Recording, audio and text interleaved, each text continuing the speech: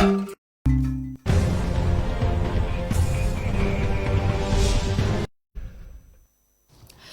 chef du gouvernement a présidé ce matin la cérémonie de montée des couleurs à la primature. Lors des montées de couleurs, le chef du gouvernement, Maître Apollinaire Chilem de Tambela, a affirmé que la plupart des tentatives de déstabilisation de la transition visent l'assassinat du capitaine Ibrahim Traoré. Dans le cadre de la promotion des langues nationales, l'hymne national a été chanté en langue sans élément à suivre dans ce journal. C'est un promoteur immobilier, mais il a décidé de se lancer également dans l'agriculture. Il s'agit là de Saga Sawadogo qui allait faire une visite dans son champ à Kouba, dans la commune nord de Koubri. La visite à suivre dans ce journal. Et puis c'est parti depuis ce matin pour la 5e édition des journées du cinéma amateur de Ouagadougou, JICAO. Ces JICAO se tiennent sous le thème héritage culturel, la jeunesse comme moteur de changement. La cérémonie d'ouverture a eu lieu ce matin. On en parle dans ce journal. Mesdames et messieurs, bonsoir et bienvenue à ce rendez-vous consacré à l'actualité sur Savane TV. C'est parti pour la 5e édition du mois du consommant local dans l'espace UOMOA. À l'ouverture ce matin à la salle des conférences de Ouaga 2000, le chef de l'État a remercié les pays membres de l'espace UOMOA et les partenaires et rendu hommage aux braves producteurs. C'était donc par la voix de son ministre du Commerce, Serge Apoda. Produisons ce que nous consommons et consommons ce que nous produisons. Dans cet appel du président capitaine Thomas Sankara, nous discernons un véritable programme de développement endogène pour nos pays. Des projets ambitieux de production à grande échelle, la transformation de nos ressources à travers une industrialisation accrue et la création de richesses au profit de nos nations. C'est dans cet esprit que je me réjouis de l'initiative de promouvoir la consommation locale à travers le concept du mois d'octobre, mois du consommé local, au sein de l'Union économique et monétaire ouest-africaine, UOMOA, qui en est à sa 5e édition. Je tiens à saluer la présence de délégations des pays frères de l'UOMOA et des autres pays amis, de nos partenaires, ainsi que des représentants des secteurs publics et privés. Mes pensées vont également à nos vaillants producteurs, transformateurs et commerçants, qui par leur résilience, leur effort quotidien, contribuent à faire rayonner nos produits locaux.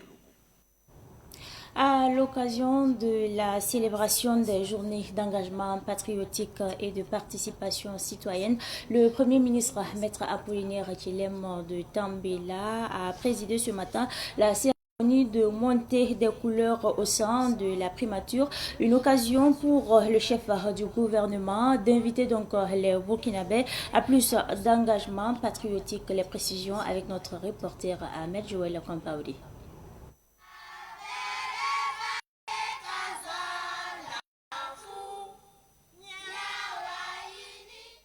L'hymne national ou le ditanier est chanté ici en langue nationale sans par les tout petits pour marquer la cérémonie de montée des couleurs à la primature ce jeudi matin.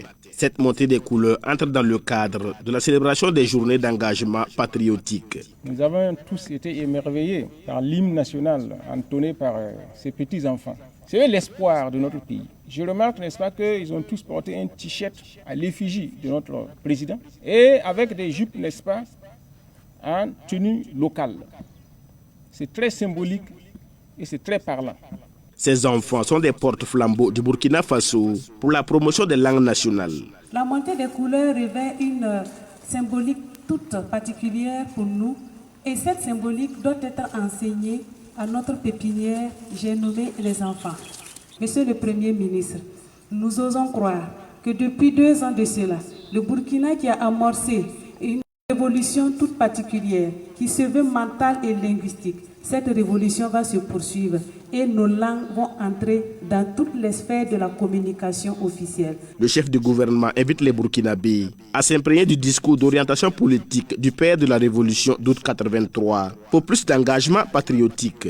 Les journées d'engagement patriotique et de participation citoyenne a commencé le 2 octobre, date symbolique de la prononciation du discours d'orientation politique par le camarade président, le capitaine Thomas Sankara. J'invite chaque chef de famille à avoir au moins un exemplaire de ce discours. Il ne suffit pas de l'avoir comme décoratif et faire valoir, mais de l'avoir, de s'en approprier. Sinon, vous ne pourrez pas comprendre non seulement la marche actuelle de notre peuple, mais la marche du peuple africain et du monde. À cette rentrée scolaire 2024-2025, Maître Apollinaire Kielem invite les parents d'élèves à ne pas laisser les enfants à la charge seulement des enseignants. Chaque parent doit veiller à l'éducation de son enfant, dit le PM. Je vous demande, n'est-ce pas, de contribuer à l'éducation de vos enfants. Que vos enfants ne soient pas comme des simples pintades, n'est-ce pas, qui vadrouillent sans repère. Il y a des parents, une fois que l'enfant est à l'école, là, on le laisse aux enseignants.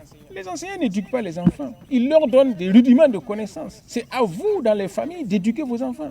À l'occasion de ces journées d'engagement patriotique, le patron du gouvernement prône aussi la quête de la connaissance. Seule la connaissance parfaite des choses, de l'environnement, de l'histoire, peut vous conduire sur le chemin de la révolution. Mais la connaissance plus que parfaite vous conduit sur le chemin de la sagesse. Donc la voie de la connaissance est un long cheminement que seuls les persévérants peuvent atteindre. S'engager sur la voie de la connaissance n'est pas chose aisée, mais c'est la voie dans laquelle vous devez vous mettre. La deuxième phase des journées d'engagement patriotique et de participation citoyenne a été lancée ce mercredi 2 octobre 2024, date marquant l'anniversaire du discours d'orientation politique du 2 octobre 83 du chef de l'État d'alors, le capitaine Thomas Sankara.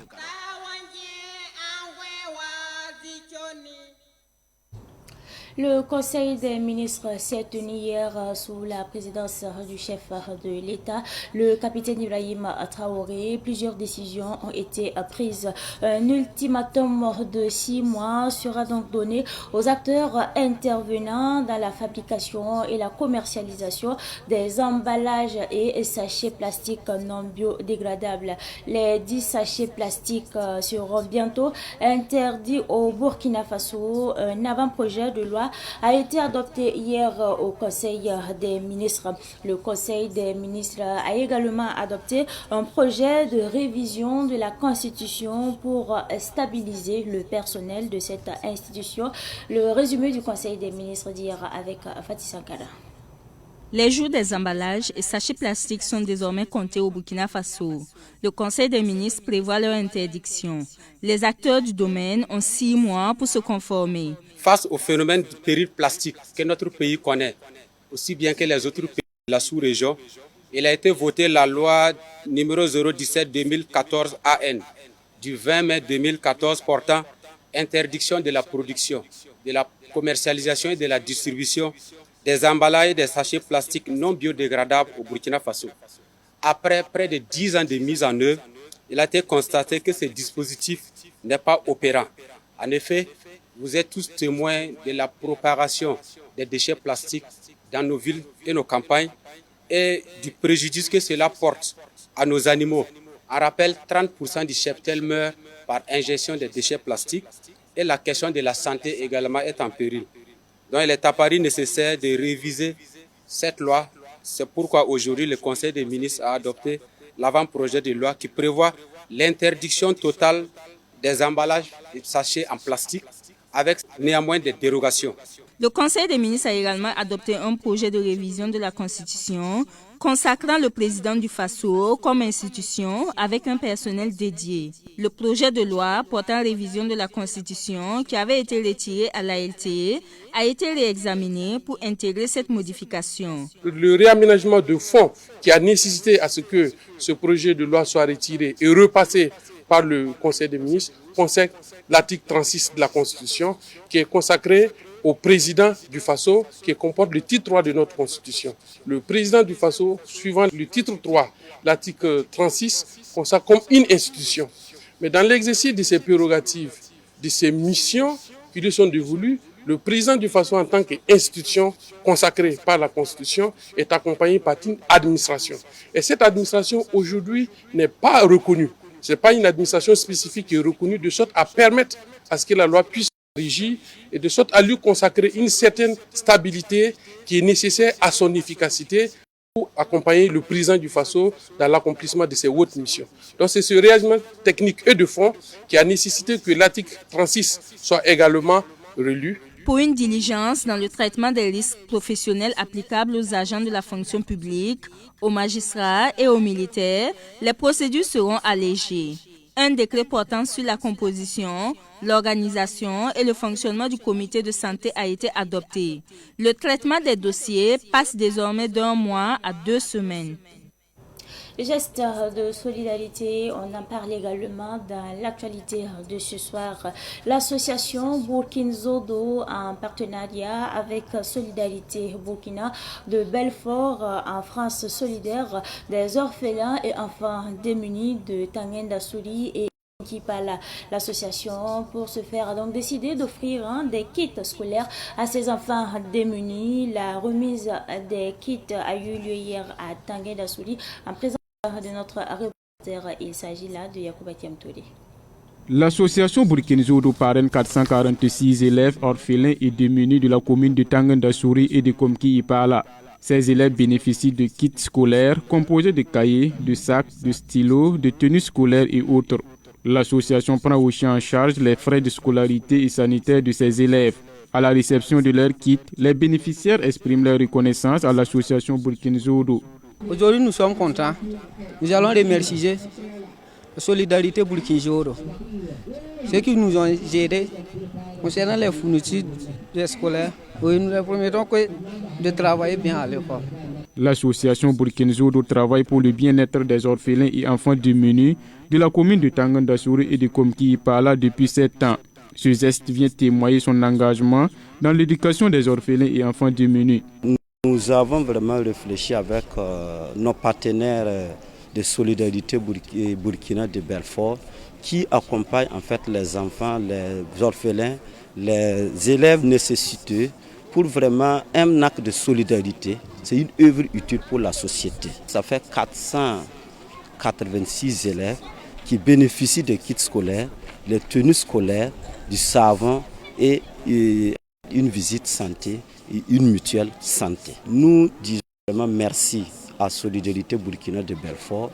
Nous disons aussi merci aux parrains en fait, locaux, surtout en fait, à notre parrain d'aujourd'hui, qui nous accompagne jour et nuit pour l'épanouissement des élèves, des enfants nécessités de Tanguenda-Souri et de Komki-Ipala. Le parrain de la cérémonie, El Hadj Inoussa Tiamtouré, et le représentant du co-parrain Amidou Nikéma saluent la vision de l'association et promettent de toujours l'accompagner. Du moment que nombreux sont ces enfants déplacés internes et orphelins qui n'arrivent pas à s'acquitter du minimum de kits scolaires pour la rentrée scolaire. Mais avec cette œuvre, vraiment nous sommes très très ravis et nous savons que beaucoup de familles et d'enfants seront beaucoup soulagés pour cette rentrée. Nous disons merci à l'association Burkina Zodo et qu'elle puisse continuer à aider les enfants orphelins et vulnérables. L'association Burkina Zodo arrive à scolariser ses élèves grâce au soutien des différents partenaires. Elle remercie ses partenaires pour la confiance renouvelée. Sous la révolution du capitaine Thomas Sankara, plusieurs projets ont été initiés, dont celui de la construction d'une route en pierre-granit. Cette route est située près de la grande mosquée au centre-ville de Ouagadougou. Elle est aujourd'hui négligée, malgré en tout cas son potentiel de durée 200 ans avec un entretien régulier. C'est les précisions avec Ahmed Joël Kompaouli.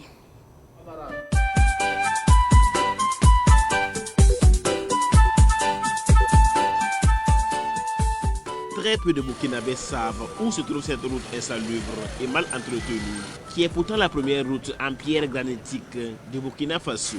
Quand ils la côtoient, ils sont prompts à dire du bien d'elle et à demander son entretien et la répétition de cet exemple de route durable dans les villes du Burkina.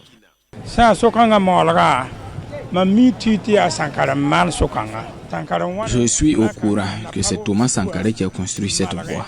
C'est Thomas Sankara qui a amené l'idée de casser les cailloux pour construire la voie. Nous tous, on disait qu'on ne peut pas construire une voie avec des cailloux, que ça ne sera pas bien. Mais il est venu faire et on a constaté que la voie est bonne. On rend grâce à Dieu que ça a été une bonne idée. Pour que la voie dure encore plus, il ne faut pas qu'on jette l'eau sale ou les eaux savonneuses dessus parce que ça va abîmer la voie. Cette voie date il y a très longtemps. Si on construit ce genre de voie et qu'on ne les abîme pas, ça sera très bien.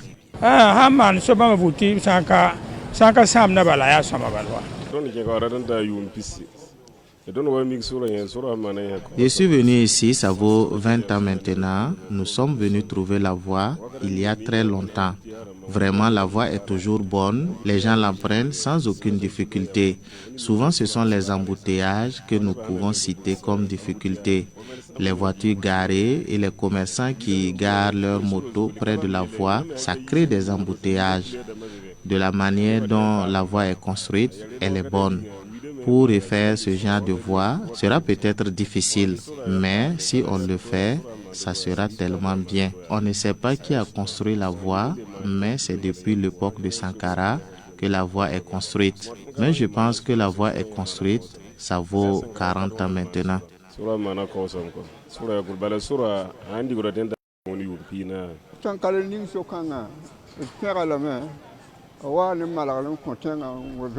C'est Sankara qui a construit cette voie. Nous l'avons appréciée.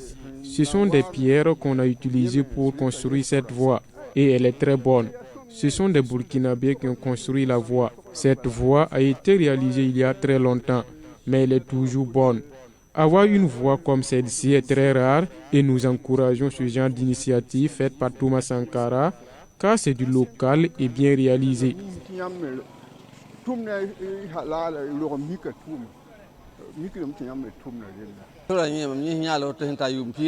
Moi, j'ai commencé à emprunter la voie il y a de cela 10 ans. À chaque fois, je vois les gens emprunter la voie matin et soir. Vraiment, la voie est bonne. Je ne connais pas toute son histoire, mais j'ai connu la voie il y a plus de 10 ans. Cette route, située dans les alentours de la Grande Mosquée, au centre-ville de Ouagadougou, a une durée de vie de 200 ans, à condition d'être entretenue et de réhabiliter tous les 20 ans. Elle est longue de 400 mètres et son histoire se compte avec celle de la révolution d'août de Thomas Sankara. C'est lui qui avait eu l'idée, qui avait monté ce projet d'infrastructure durable et qui avait trouvé sur son chemin des jeunes ouvriers volontaires comme Ali Salambéré. C'était en 1987. Et en juin 1987,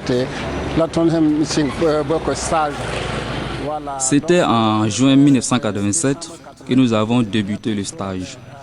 En ce moment, la quantité de granit que nous possédons suffisait largement pour réaliser cette voie. C'est un projet de Thomas Sankara et le projet en lui-même a débuté en 1986 avec les représentants du génie militaire et du secrétariat général des CDIR. Quand ils ont débuté, ce n'était pas satisfaisant. Ils ont dû arrêter et le chef de projet a proposé à Sankara de recruter des gens pour se faire former à l'étranger. Une proposition que Sankara n'a pas acceptée. Il a proposé donc que les formateurs européens se déplacent à Ouaga pour venir former les gens ici. Et c'est cela qui s'est concrétisé en juin 1987 et on nous a recrutés par un test.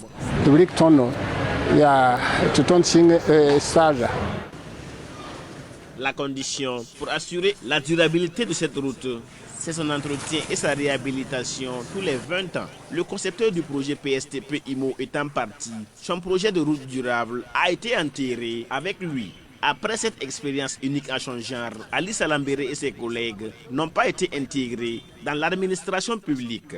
En leur qualité d'ouvriers volontaires, ils ont seulement réalisé d'autres infrastructures de moindre envergure en pierre taillée, comme ici, au jardin du tribunal militaire, ou là, au niveau des bordures du boulevard Thomas Sankara, ex-Charles de Gaulle. Depuis près de 40 ans, il n'est plus question de route en pierre granitique taillée de 200 ans, mais plutôt de temps en temps, des routes en pavé, comme dans les quartiers comme Dapoya, Bilbao, autour du barrage de Tanguin, et dans d'autres villes comme Tougan. Sankara, Sankara, mon président. Sankara, Sankara. C'est un promoteur immobilier, mais il a décidé donc personnellement de se lancer dans l'agriculture. Il s'agit là du promoteur immobilier Saga Sawadogo qui visite son champ de maïs à Kouba dans la commune rurale de Koubri.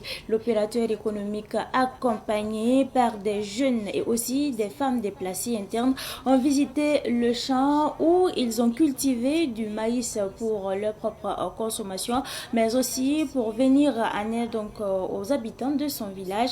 Ahmed Joël Paoré a parcouru avec lui son champ situé donc à Koubri. Saga Sawadgo est un promoteur immobilier et opérateur économique. Il s'est lancé aussi dans l'agriculture il y a 3 ans de cela. Il cultive du maïs sur une superficie de 7 hectares et demi à Kouba. Je fais le maïs environ 7 hectares et demi ici. Il y en a à Saponin, il y en a à Koubri. Natenga 2 côtés, ça me fait 23 hectares total que j'ai fait le maïs avec sorgho rouge. Et moi j'ai toujours dit qu'ici en Afrique, nous sommes paresseux, nous ne voulons pas travailler. Quand tu arrives en Espagne, partout dans le monde, les uns cultivent 100 hectares, 5 hectares. Et ici, nous ne voulons pas faire. On s'assoit, on dit il n'y a pas de travail, il n'y a pas de travail. Pourtant il y a du travail. Quand quelqu'un part dans son village là, même si c'est 1 hectare, 2 hectares, tu vas demander un vieux, il va te donner, puis tu vas cultiver. Et puis la nourriture va suffire.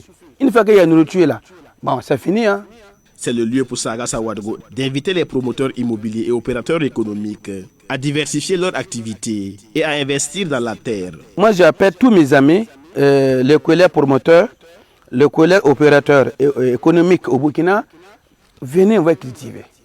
Voilà, venez, on va cultiver. Si on cultive là, on va trouver que au Burkina Faso, il y a mangé. Si tu vois qu'il n'y a pas là partout même là, c'est la faim qui fait ça. Voilà. Quand on te dit viens prendre 1000 francs et puis tu vas aller faire la guerre, les gens sont prêts pour partir. J'invite à mes amis, à tout le monde en cas venir, on va rentrer dans les cultives là, que ça va nous arranger. Au gouvernement, Saga Sawadgo demande d'accompagner le monde paysan en intrants agricoles. Le problème et la difficulté ici, c'est l'engrais. C'est l'engrais qui nous fatigue. Sinon, bon, ici, c'est les 3 là que moi j'ai mis partout et ils regardent. Et on envoie les femmes qui sont déplacées là. Ce sont eux qui m'ont aidé à cultiver et puis voilà. Ils donnent les prix, je donne et puis ils font. C'est l'engrais seulement qui a nos problèmes. Si le gouvernement peut nous aider avec l'engrais, casser le prix, ça va nous arranger beaucoup. L'opérateur économique Saga Sawadgo n'est pas à son seul champ de maïs. Il en possède à Koubri Natenga et à Saponé où il cultive du sorgho rouge et du petit mil. Saga Sawadgo participe à l'offensive agricole avec un total de 23 hectares de champs emblavés.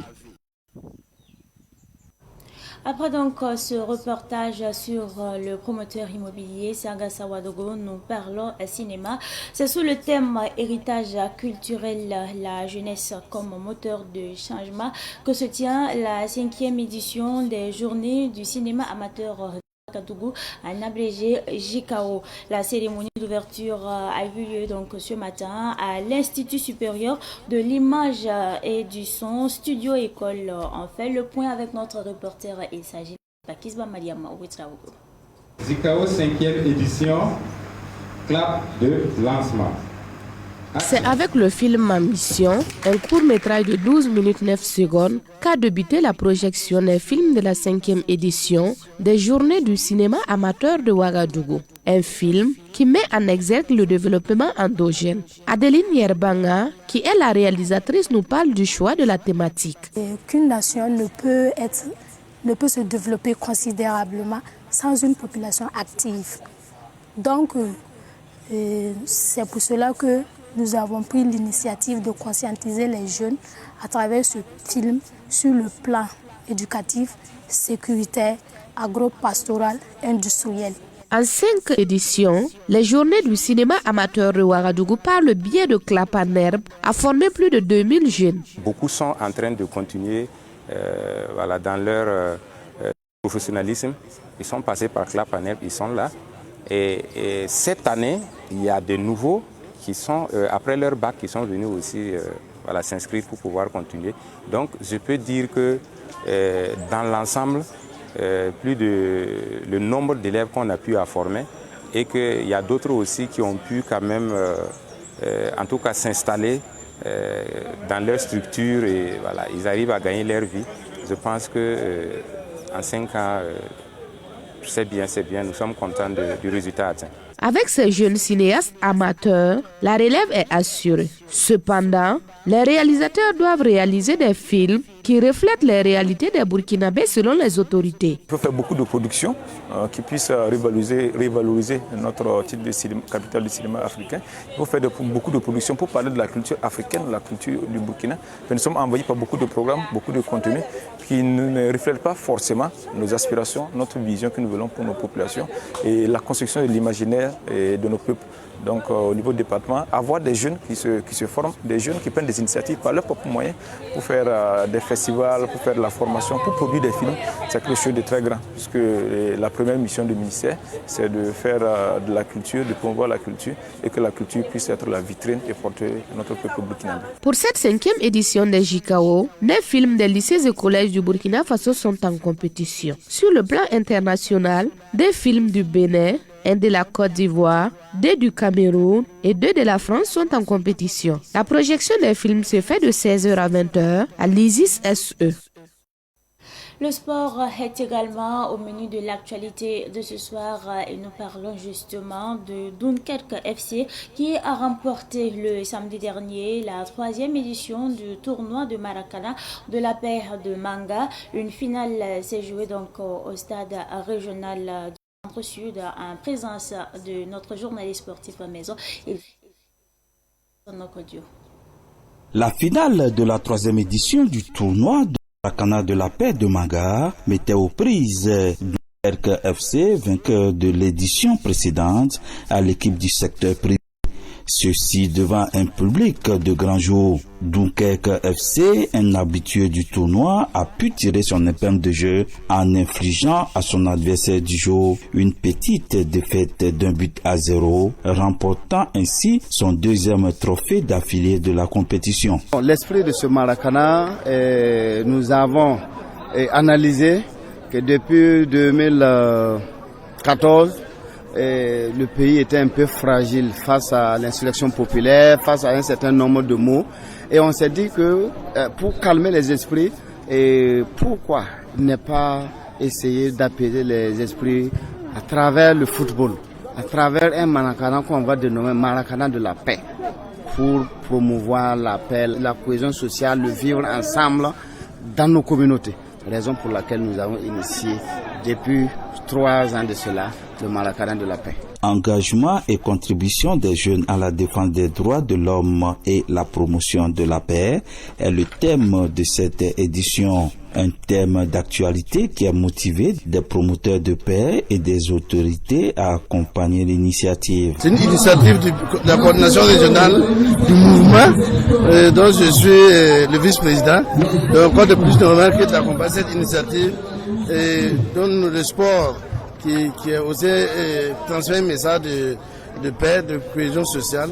Non, alors que ce sont les objectifs même du mouvement comme ça. Nous allons toujours être à côté, rester à côté, pour ne pas dire que nous allons essayer de faire encore mieux. C'est une activité que je dirais en phase avec la lutte d'aujourd'hui, parce que elle fait la promotion de la paix et l'engagement des jeunes pour qu'on retrouve la paix d'antan. Donc c'est une activité que j'ai le plaisir toujours d'accompagner. Notons que cette 3e édition du Maracana de la paix a débuté le 10 août 2024 avec au total 17 clubs. 45 buts ont été inscrits pour 40 matchs livrés, soit une moyenne de 1,25 buts par match.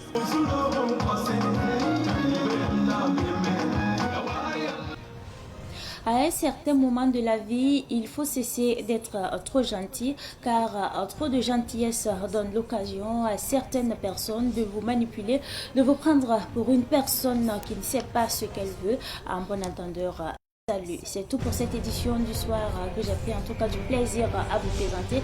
Merci à vous pour votre constante fidélité. Excellente suite de programmes en compagnie donc des programmes de la télévision des Nouvelles Idées.